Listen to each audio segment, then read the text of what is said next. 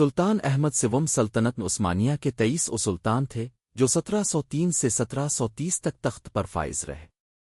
وہ سلطان محمد چہارم کے بیٹے تھے اور ان کی حکمرانی کو اودون لالا یعنی اگن لالا کا دور کہا جاتا ہے، جو سلطنت عثمانیہ میں فنون ثقافت اور مغربی طرز زندگی سے متاثر ہونے کی علامت تھا۔ حکمرانی اور اصلاحات۔ سلطان احمد سوم نے اپنی حکومت کے دوران اندرونی استحکام اور اصلاحات پر زور دیا۔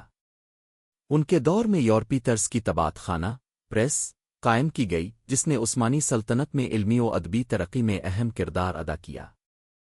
اس کے علاوہ انہوں نے استنبول میں کئی باغات اور محلات تعمیر کروائے، جن میں توپکاپی محل کے اضافے اور دیگر شاہی عمارتوں کی تزئین و آرائش شامل تھی۔ خارجہ پالیسی۔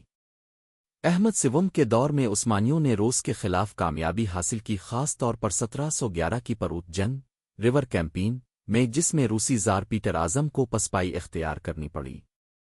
تاہم آسٹریا اور وینس کے خلاف جنگوں میں عثمانیوں کو شکست کا سامنا کرنا پڑا، جس کے نتیجے میں 1718 میں پاساروٹس معاہدہ طے پایا، جس میں سلطنت عثمانیہ نے کچھ علاقوں سے دستبرداری اختیار کی۔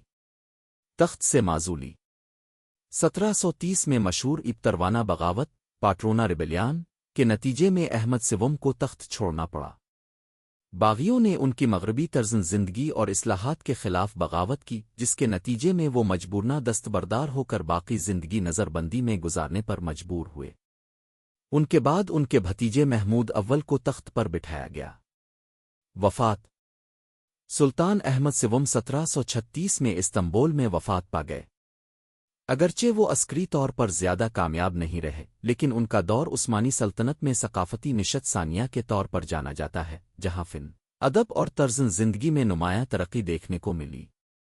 اگر آپ کو یہ ویڈیو پسند آئی ہے تو ویڈیو کو لائک کریں اور چینل کو سبسکرائب کریں۔